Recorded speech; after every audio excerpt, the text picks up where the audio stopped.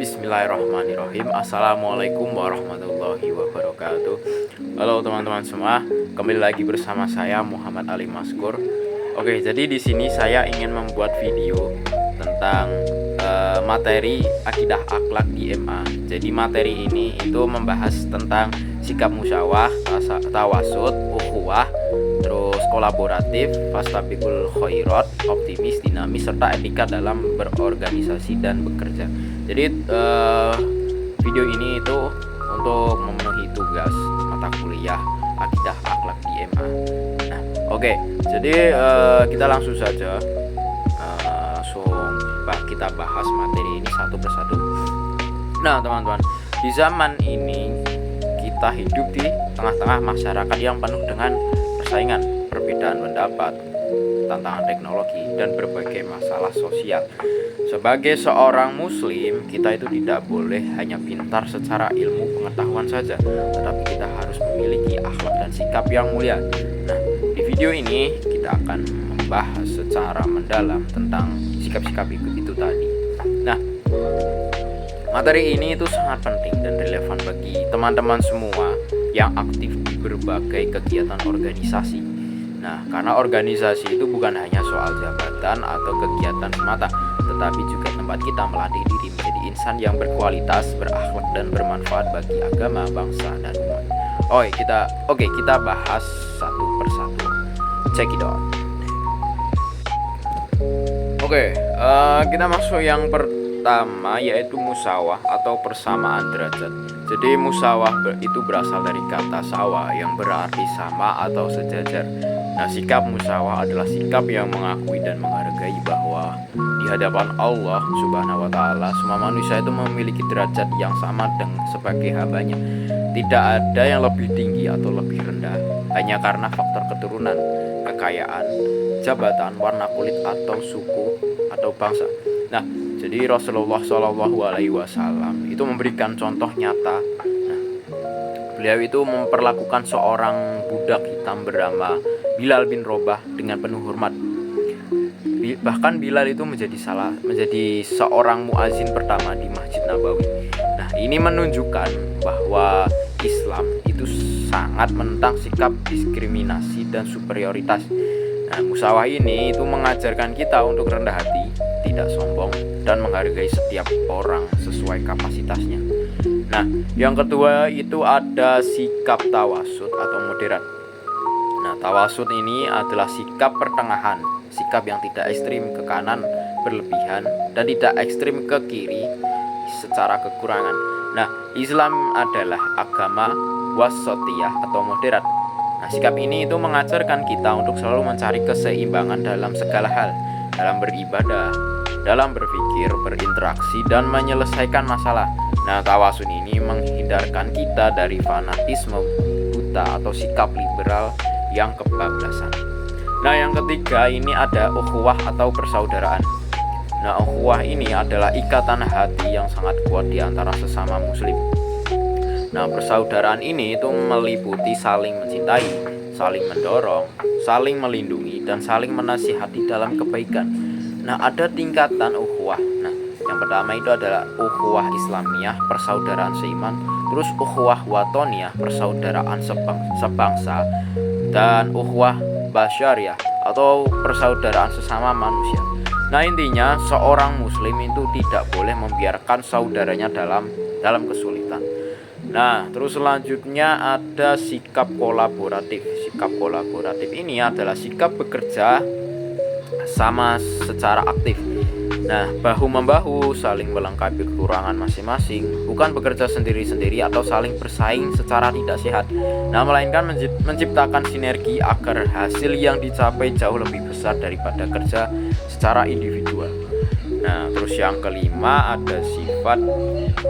ada fastabiqul khairat. Nah, ini adalah perintah Allah untuk berlomba-lomba dalam kebaikan. Nah, kita boleh berkompetisi, tetapi kompetisinya harus positif. Siapa yang lebih banyak beramal soleh, siapa yang lebih bermanfaat bagi orang lain, dan siapa yang lebih baik akhlaknya. Nah, terus sikap selanjutnya ada optimis dan dinamis.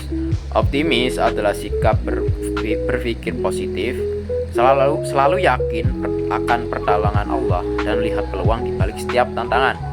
Nah, sikap dinamis ini adalah sikap aktif, inovatif, tidak statis, lalu mau bergerak maju, beradaptasi dengan zaman tanpa meninggalkan nilai-nilai Islam. Kombinasi optimis dan dinamis membuat kita tidak putus asa dan selalu berproduktif. Nah, dan yang terakhir ini adalah sikap etika dalam berorganisasi dan bekerja. Jadi etika adalah seperangkat nilai moral dan akhlak yang menjadi pedoman kita berinteraksi, mengambil keputusan, dan menjalankan tugas. Terus etika Islam itu menekankan amanah seperti jujur, disiplin, tanggung jawab, dan menjaga nama baik. Nah, oke, selanjutnya kita masuk ke dalam dalil nakli. Nah, dalil nakli ini itu menjelaskan tentang ukhuwah dan fastabiqul khairat. Nah, yang pertama untuk dalil ukhuwah ini itu pada Quran surat Al-Hujurat ayat 10. Nah, bisa kita baca. Bismillahirrahmanirrahim. Innamal mu'minuna ikhwatun fa aslihu baina akhawaykum wattaqullaha la'allakum turhamun. Nah, yang artinya sesungguhnya orang-orang mukmin itu bersaudara. Karena itu damaikanlah di antara kedua saudaramu yang bertikai, dan bertakwalah kepada Allah agar kamu mendapat rahmat. Nah, jadi pada ayat ini sangatlah tegas, menegaskan bahwa persaudaraan bukan sekedar kata-kata, tetapi ada kewajiban untuk mendamaikan, memperbaiki hubungan, dan menjaga harmoni antar sesama muslim atau mukmin. Nah, terus dalil selanjutnya itu ada dalil tentang fastabiqul khairat. Nah, ini terdapat pada Quran surat Al-Baqarah ayat 148. Oke, mari kita baca bersama-sama dalil ini. Bismillahirrahmanirrahim. Walikulli wajhatu wa muwalliha fastabiqul khairat aynama takunu ya'ti bikumullahu jami'a innallaha ala kulli syai'in qadir. Nah, artinya maka berlomba-lombalah kamu dalam kebaikan di mana saja kamu berada. Pasti Allah akan mengumpulkan kamu semuanya. Sesungguhnya Allah Maha Kuasa atas segala sesuatu. Nah, pada ayat ini itu mengajak kita untuk sehat dalam berkompetisi. Siapa yang lebih cepat berbuat baik, siapa yang lebih banyak memberi manfaat, itulah yang akan dicintai oleh Allah. Nah, terus selanjutnya kita masuk ke penerapan tawasud dalam menyikapi perbedaan pendapat. Nah, sekarang kita analisis lebih dalam tentang tawasud. Nah, dalam organisasi perbedaan pendapat adalah suatu hal yang sangat lumrah, teman-teman. Ada yang lebih suka program dakwah secara langsung, ada yang lebih suka program sosial, ada yang konservatif, ada yang lebih modern. Jadi sikap tawasud ini mengajarkan kita. Nah, yang pertama itu mendengarkan pendapat orang lain dengan penuh kesabaran dan tanpa langsung menghakimi. Terus yang kedua, mencari titik temu dan maslahat secara bersama. Terus yang ketiga, tidak fanatik terhadap pendapat diri sendiri. Terus yang keempat,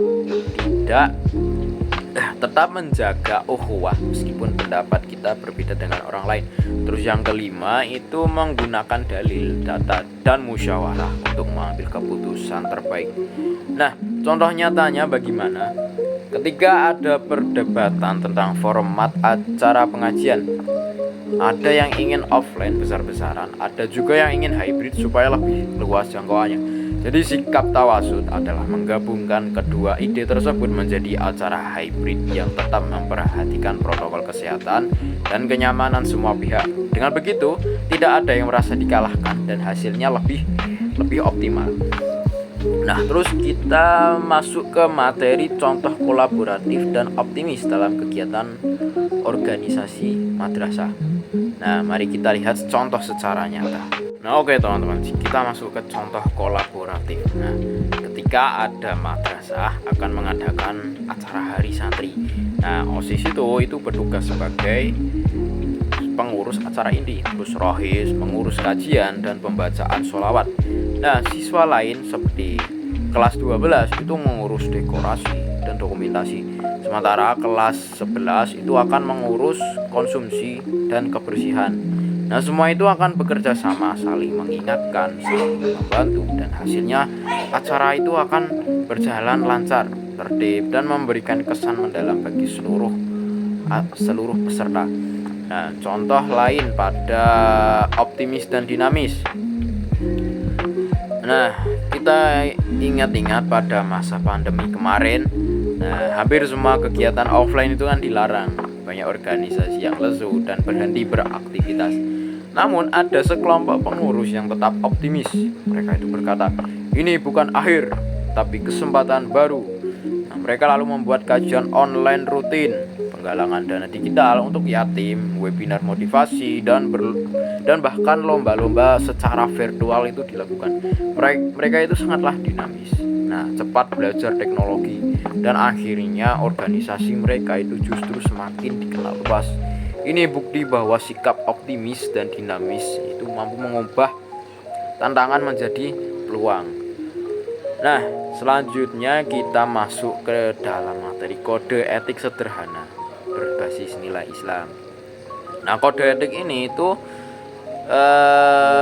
tentang pengembangan atau nilai-nilai yang bisa kita lakukan dalam organisasi. Nah, yang pertama itu selalu menjaga amanah dan bertanggung jawab penuh terhadap setiap tugas yang diberikan. Nah, selanjutnya menjaga ukhuwah dengan saling menghormati, menghindari ghibah, fitnah, dan prasangka buruk terhadap orang lain. Terus mengutamakan musyawarah dan sikap tawasud dalam setiap mengambil keputusan. Berlomba-lomba dalam kebaikan seperti fastabiqul khairat tadi, dan saling memotivasi sesama muslim dan sesama mukmin. Selalu optimis, selalu dinamis, inovatif, dan adaptif terhadap perubahan zaman. Kemudian menjaga akhlak mulia seperti jujur, disiplin, sopan santun, dan rendah hati kepada sesama. Nah, jadi dengan kode etik ini, insya Allah organisasi kita itu akan menjadi organisasi yang sehat, berkah, dan penuh dengan manfaat.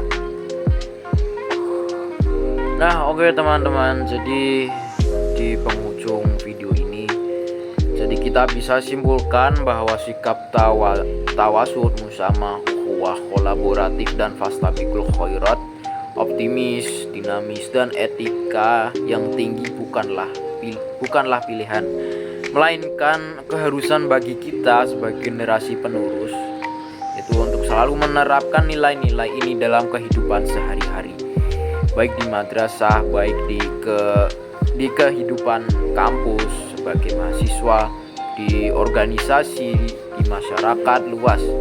Nah, semoga Allah Subhanahu wa Ta'ala menjadikan kita sebagai generasi yang berkualitas, berakhlak mulia, dan selalu berada di jalan yang diridhoi Allah. Amin ya robbal alamin. Nah, sekian video yang bisa saya buat, yang bisa saya sampaikan. Mungkin jika ada salah mohon dimaafkan ya. Sekian, wassalamualaikum warahmatullahi wabarakatuh. Goodbye.